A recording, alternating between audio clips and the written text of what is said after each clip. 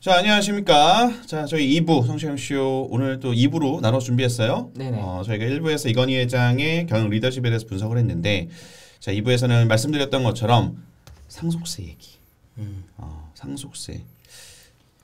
이게 그냥 단순히 뭐 세금 많이 내는 문제가 아니라 삼성의 지배 구조와도 직접적인 연관이 있고, 또 당연히 그로 인해서 이 상속세 재원을 마련하는 과정에서의 계열사 주가를 뭐 팔 수도 있고 뭐 이런 여러 가지 문제들이 복합적으로 되어 있기 때문에 주가와도 또 직결될 수 있는 문제입니다. 그래서 저희가 좀 깊이 분석을 해드리려고 하는데, 일단은 제가 좀 브리핑을 해드릴게요.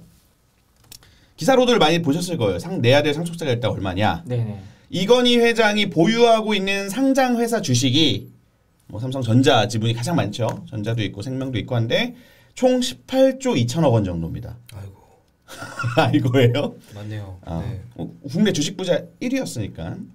자, 주식에 대한 상속세가 자, 그 18조 2천억이 이제 그대로 되는 게 아니고 사망 시점 기준으로 전후 2개월씩이에요. 돌아가시기 전 2개월이랑 지금 돌아가시고 나서의 2개월의 주가의 평균 금액을 갖다가 18조 2천억 워낙 크기 때문에 뭐 주가가 엄청나게 급등락하지 않는 이상 이 정도를 기준으로 보면 될 것 같고, 정확한 금액은 하여튼 12월에 결정이 됩니다. 상속세를 내야 되는 부분에 대해서. 그 다음에 사실은 뭐 주식만 갖고 계신 건 아니죠. 기사는 이제 주식 위주로 나오지만 보유하고 있는 현금이 얼마나 있을지 모르죠. 아무도 모르죠. 아무도 모르나? 저 고위공직자를 한 게 아니니까.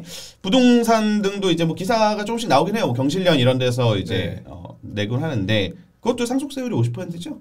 예, 꽤 되죠. 예. 하여튼 이거는 이제 저희가 부동산 얘기는 뭐 크게 중요하지는 않으니까 여기서는 이제 좀 뒤로 빼고, 자, 어쨌든 그러면은 이 18조 2천억 원의 주식의 상속세가 얼마냐 이렇게 계산을 해볼게요. 할증이란다. 일단 세율 자체가 30억 이상이면은 최고세율 50%가 붙습니다. 우리나라 상속세가. 근데 여기에서 또 어떤 기업의 주식을 상속할 때 최대 주주 및 특수관계인의 지분을 상속할 때는 할증이 붙어요. 경영권 프리미엄을 그대로 갖다 준다고 해서 여기다 20%가 붙어. 네. 그래서 자진납부 감면을 0.3%를 받아도 18조 2천억 원에 50% 하고 20% 세율 프리미엄 할증 붙이고 하면은 10조 6천억 원이 납니다. 10조 6천억 원. 상속세로만 10조 6천억 원. 재산이 18조 2천억 원인데 거의 뭐 60% 정도 되는 것 같아요. 60%를 내야 되는 겁니다. 이렇게 천문학적인 액수다 보니까 사실 그 청와대 국민청원도 올라온 게 그 상속세 없애달라. 삼성 상속세 없애달라. 이런 얘기까지 나왔어요. 왜 남 걱정을 그렇게 하지? 아니 근데 이게 좀 그 인터넷 댓글들 봐도 이렇게 이제 10조를 나라에서 가져간다라는 거에 대한 이 어떤 상징적인 게 있는 거죠. 상징적인 게 있는 거. 근데 이제 뭐 물론 안 내게 될 가능성은 없습니다. 이미 내려고 다 준비를 삼성이 해왔고, 이제 근데 국민들이 보실 때 너무 센 거 아니야? 라는 생각이 들어서 그런 건데, 일단 어떻게 생각하세요, 두 분은? 우리나라의 상속세율 아까 최고세율 50%. 많죠. 많죠. 이거 사실 정치권에서 약간 논쟁이거든요. 저희 여당에서는 맨날 박정희 전 대통령 시절 더 높았고 뭐 50%가 절대, 그러니까 보통 우리 언론에서 기사를 쓰는 게 OECD 기준에서 우리는 굉장히 높은 편이다. 두 번째, 일본에 이어 두 번째다라는 얘기가 있는데, 진보 정당 쪽에서는 여당 민주당 포함해서 이게 뭐 상속세라는 명목으로만 봐서 그렇지 다른 나라에서는 또 다른 방식으로 다 걷어간다. 그래서 우리나라가 실질적으로 그렇게 높은 게 아니다. 뭐 이런 얘기를 하는데 높다고 생각하시고 김성우 기자는? 예. 김정희 기자는 어떻게 보세요? 저도 기본적으로는 사실 높다고, 그러니까 수치로만 봤을 때 일단 높아 보이니까 그런 게 있는 것 같고요.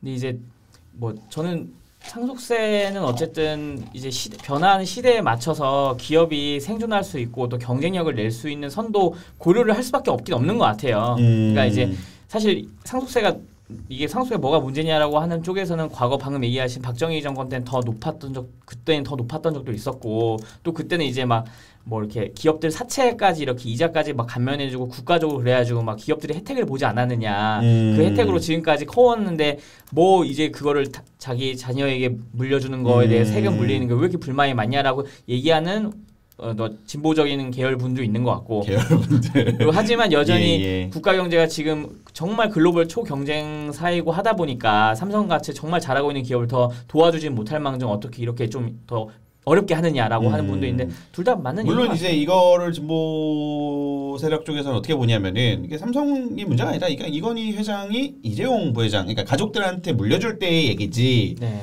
물려주지 않으면 아무 문제가 안 되는 건데 무슨 삼성과 이렇게 동일시한다 항상 이런 비판을 좀 하잖아요.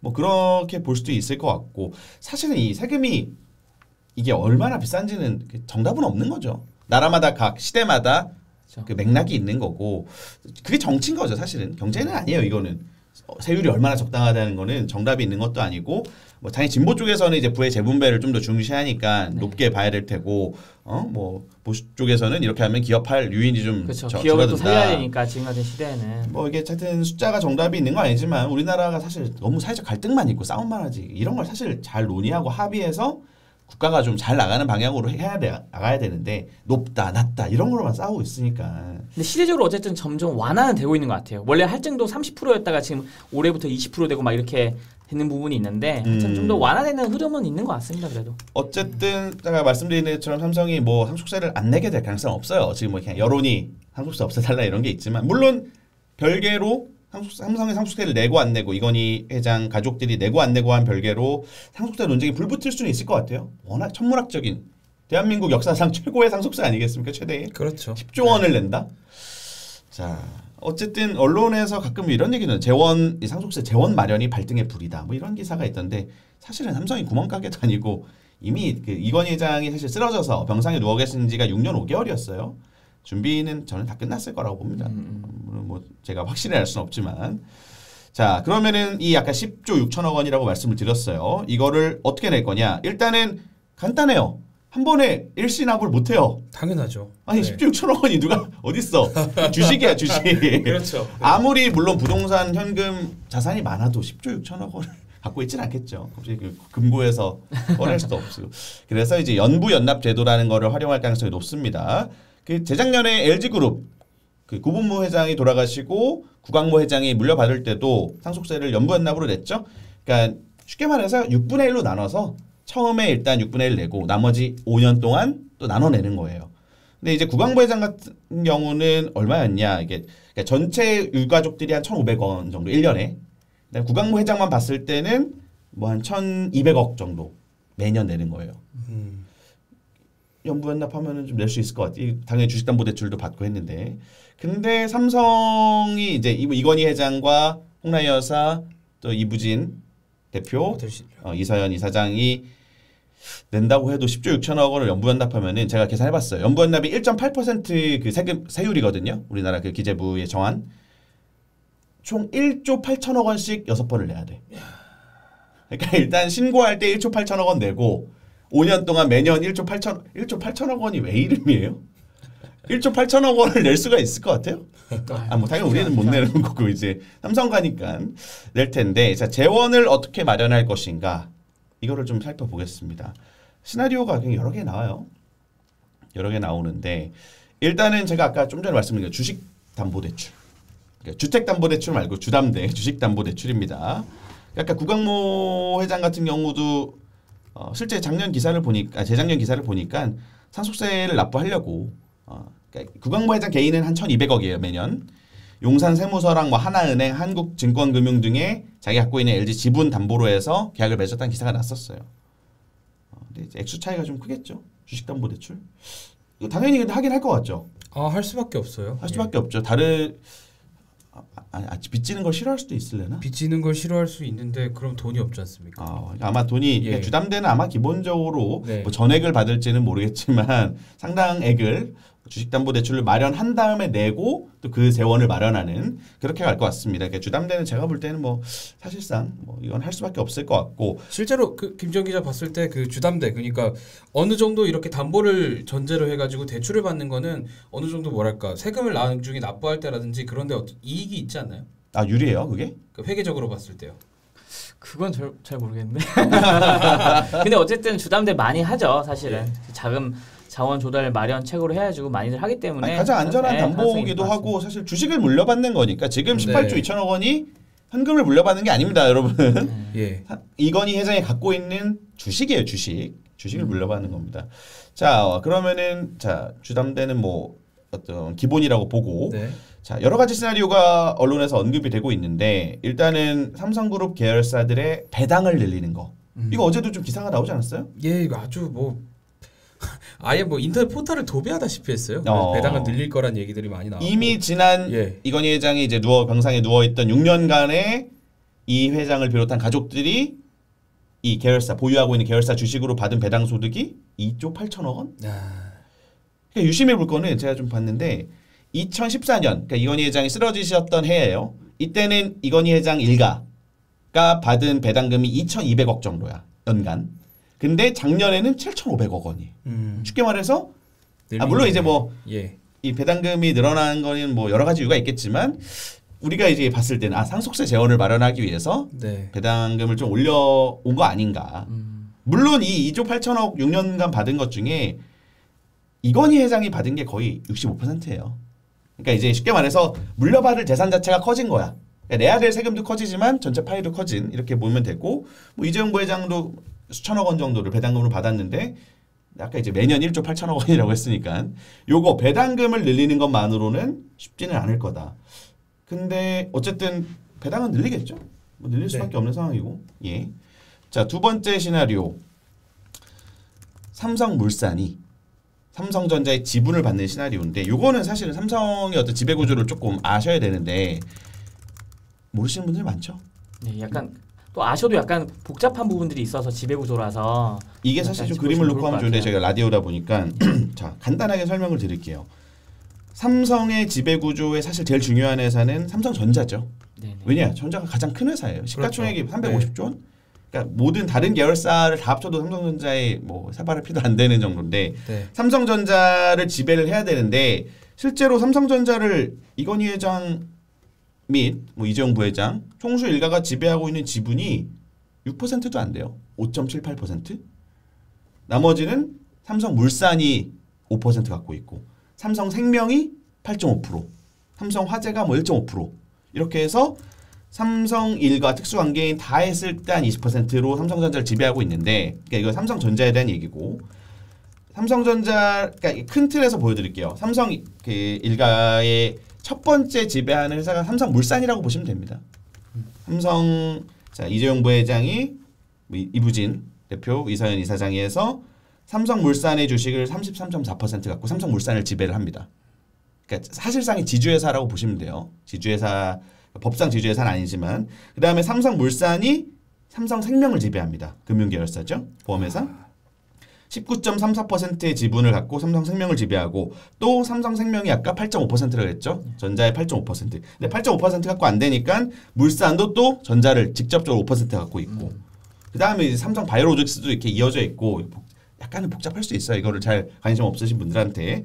어쨌든 이렇게 생각하시면 돼요. 삼성 일가가 삼성전자라는 이 어마어마한 시가총액의 회사의 주식을 몇십 프로 갖고 있는 게 아니에요. 굉장히 적은 지분. 근데 나머지는 삼성물산, 삼성생명 등을 통해서 줄기줄기 이어가는 식으로 지배를 하고 있다. 자, 사실 이게 이 복잡한 시나리오라고도 할 수 있는 게 삼성물산이 삼성전자의 지분을 받는다? 삼성전자 지분이 지금 제일 많다 그랬잖아요. 아까 이건희 회장이 남긴 주식 중에 거의 한 15조가 삼성전자 주식이에요. 사실은 워낙 삼성전자 주식의 가치가 높으니까 이거를 개인이 받으면은 이재용 부회장이 직접 예를 들어 상속을 받으면은 세금이 너무 많잖아. 그러니까 아예 세액 부담을 줄이는 그런 방안이 있습니다. 이게 법인의 상속을 하게 되면은 세금이 부담이 줄어드는 거예요. 그러니까 이건희 회장이 쉽게 말해서 삼성물산에다가 지분을 증여하는 거지, 상속하는 거지. 근데 이러면은 그러니까 이재용이 이제 남겨진 유가족들의 삼성전자에 대한 직접 지배력은 좀 떨어지지만 어쨌든 뭐 지배구조 약간 핵심 중에 하나였던 삼성물산의 지배력은 유지가 되는 거니까. 사실 경영권만 방어하면 되는 거잖아요. 그렇죠. 근데 이거는 또 이제 주주들 반발이 좀 나올 우려가 있고. 그 다음이 이제 유주가족들이 보유한 계열사 지분 매각 시나리오입니다. 계열사 지분 어디가 조금 매각하기 좋을까요? 뭐 지금 뭐 나온 회사들 그러니까 중요한 회사들 같은 경우는 좀 팔기가 좀 어려울 거란 얘기들이 있고 그 뭐 좀 나온 것들 조금 찾아보니까 뭐 삼성 SDS 얘기가 많이 거론되더라고요. 맞아요. 증권가에서 얘기 많이 나오더라고요. 그래서 뭐 이재용 부회장이 여기 삼성 SDS 지분 가치로 했을 때 한 1조 2,300억 원 갖고 있는데 이거는 뭐 그룹 지배 구조의 하단에 있는 거고. 그렇죠. 삼성 SDS는 아까 제가 말씀드린 이런 메인 구조상에 없는 회사죠. 그렇죠. 그 다음에 또 삼성 SDS 하면은 좀 뭐랄까 그 삼성전자라든지 이런 데서 생산되는 상품에 뭐랄까 부품 같은 걸 많이 생산하기 때문에 맨날 일감 몰아주기 얘기가 나오잖아요. 아 계열사 일감 몰아주기 이슈에 사실 또 있는 회사기도 하죠 SDS는. 그래서 아마 이걸 매각하지 않겠냐라는. 차라리. 아니 실제로 중간관에서 많이 나옵니다. 그러니까 이 부회장뿐만 아니라 그 동생 남매 다 지분이 모두 있고 시가총액도 어느 정도 되고 그러니까 팔았으면 현금 마련이 되는데 지배구조 흐름에서 핵심 역할은 아니기 때문에 삼성 SDS 지분을 팔아서 그 돈으로 삼성전자를 낼 가능성이 있다. 삼성전자 지분을 일부 매각할 것이라는 얘기도 언론에서 나오긴 나와요. 이게 워낙 이제 조금만 팔아도 어마어마한 돈이 되니까. 근데 이것도 사실은 좀 쉽지 않을 거라는 전망이 나오죠. 그럴 것 같아요. 예. 뭐 그거에 대해서는 삼성전자가 지금 사실상 뭐 올해 초에 조금 주가가 많이 떨어졌을 때가 있었고 지금은 조금 올라오긴 했는데 그래도 뭐 이렇게 예전에 그 맥스를 봤을 때는 그렇게 많이 올라온 수준은 아니지 않습니까? 그런 거 봤을 때도 그렇고요. 예. 일단은 삼성전자 지분을 매각하는 거는 나중이 불안해. 그러니까 물론 이제 이 아까 전자 지분 일부를 매각할 것이라는 전망의 근거는 어차피 실효 지분율이 제가 아까 뭐라고 말씀드렸어요. 삼성전자가 총 이건희 회장 일가 한 5.8%, 삼성물산 5%, 생명화재 뭐 이렇게 해서 총 20% 정도인데 20%를 다 행사할 수 있는 게 아니에요. 또 그 금융회사가 룰이 있어. 의결권 행사하는 룰이 있어서 어차피 실효 지분율은 15%라는 얘기가 나옵니다. 그렇기 때문에 삼성전자 일부를 팔아도 괜찮을 거라는 전망이 나오는데 제가 볼 때 이건 좀 모르는 소리인 것 같아요. 증권사 애널리스트를 제가 무시하는 건 아니지만 왜냐? 이따 김재현 기자 좀 얘기를 하겠지만 보험업법 개정안 그리고 흔히 삼성생명법이라고 불리는 법이 좀 바뀔 가능성이 있는 게 있어요. 이게 바뀌게 되면은 삼성전자에 대한 지분율을 끌어올려야 될 상황이 있기 때문에 삼성전자 지분을 매각할 것이라는 전망은 저는 좀 가능성이 낮다고 봅니다.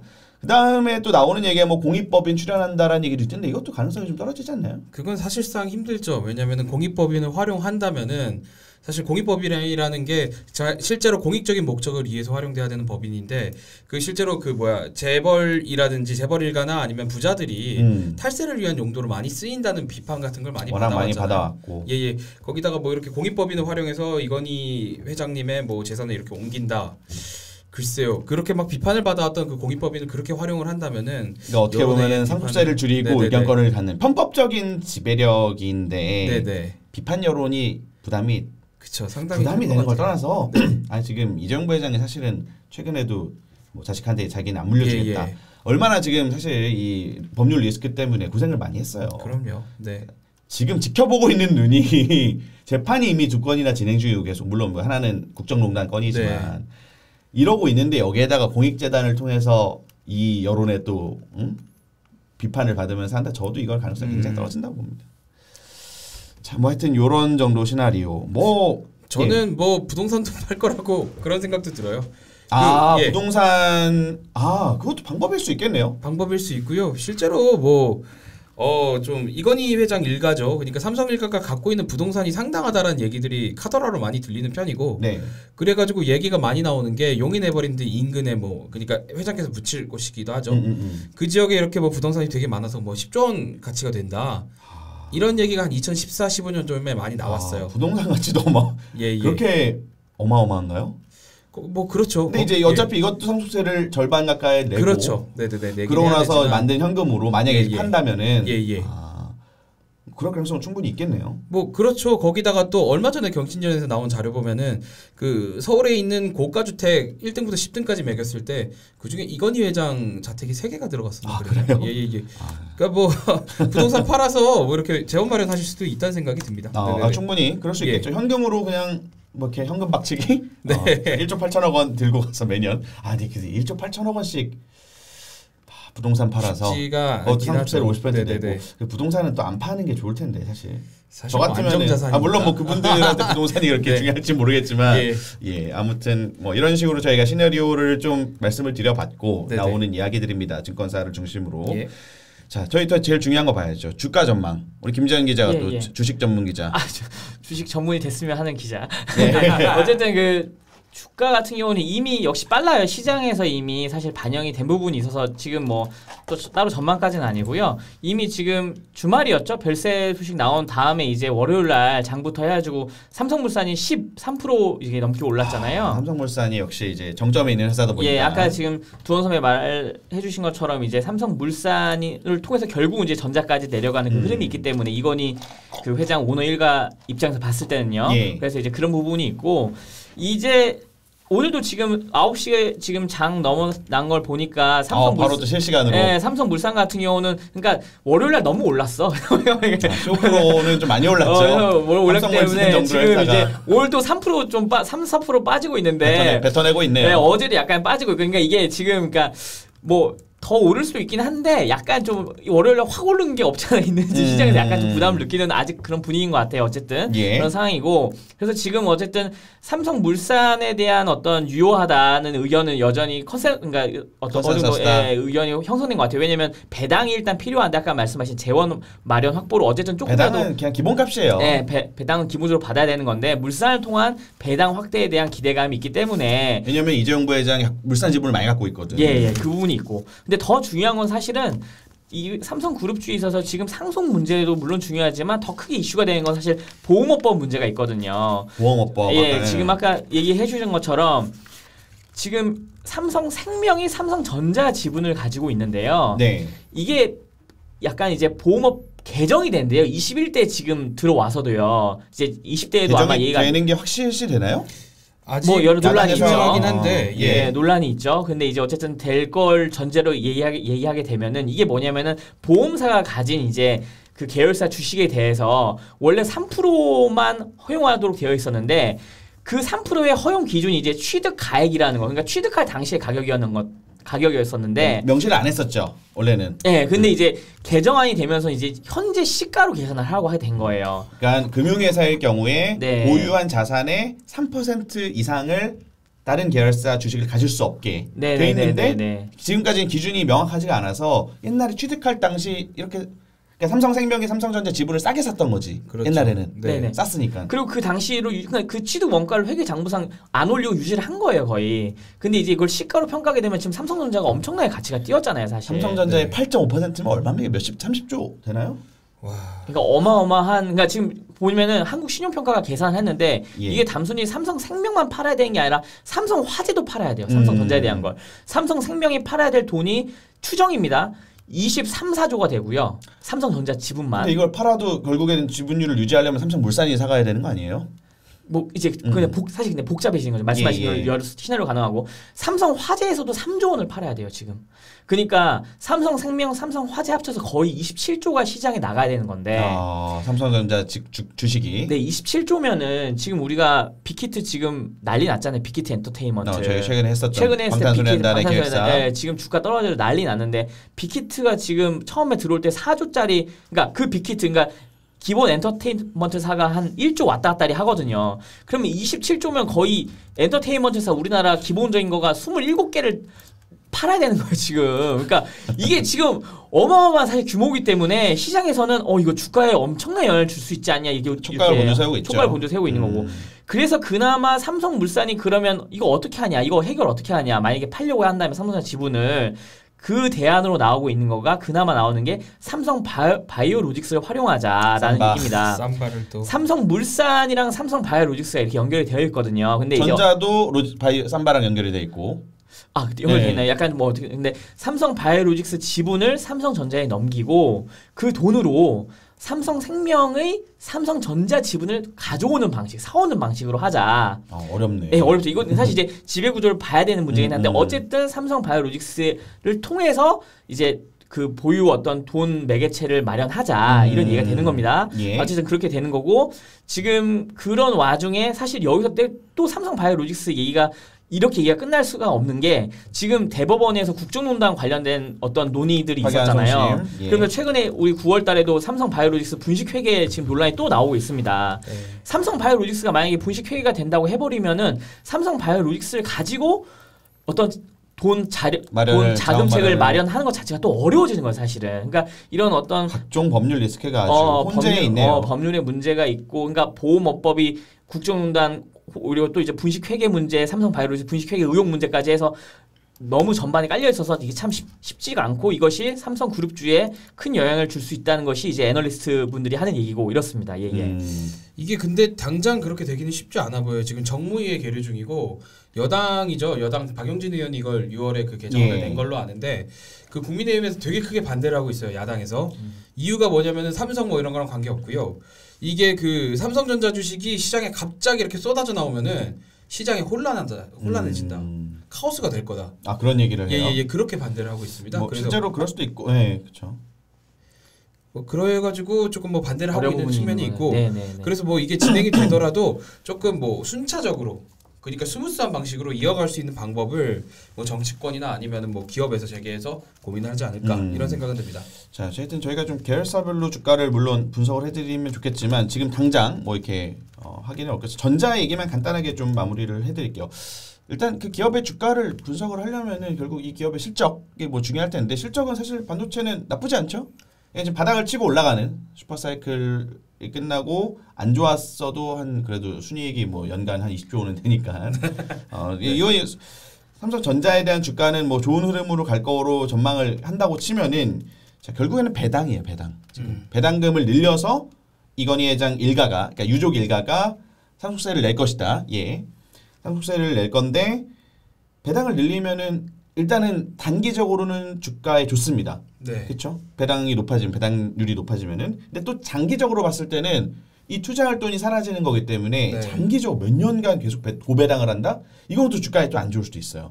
이런 측면들이 있고 근데 아까 저희가 시나리오를 여러 가지 말씀드렸지 않습니까? 그러니까 사실은 주가 전망을 하기가 굉장히 쉽지는 않은 그런 상황입니다. 어떤 시나리오를 아마 다 짜놨을 거예요. 삼성에서 다 짜놨을 텐데 어떻게 좀 벌어질지 지켜봐야 관심 있게 지켜봐야 될 것 같고 자 우리 하여튼 오늘 삼성 이건희 회장 별세 이후 상속세 이것이 그냥 뭐 현금 상속세가 아니라 주식에 대한 상속세고 그로 인해서 삼성의 지배구조 문제 또는 뭐 경영권 문제 주가까지 영향을 미칠 수 있다라는 점을 말씀을 드렸고 이거 좀 자세히 한번 또 나중에 시간을 내서 또 이슈가 계속 될 거라서 이거는 그렇습니다. 예. 더 하실 말씀 없으십니까? 네, 오늘은 뭐 예, 알겠습니다. 고인의 명복을 빈다 정도만. 예, 고인의 명복을 빌고 저희가 또 다음 회에 또 중요한 정보, 필요한 정보를 전달해드리기 위해서 찾아오도록 하겠습니다. 시청해주신 여러분 고맙습니다. 감사합니다. 감사합니다.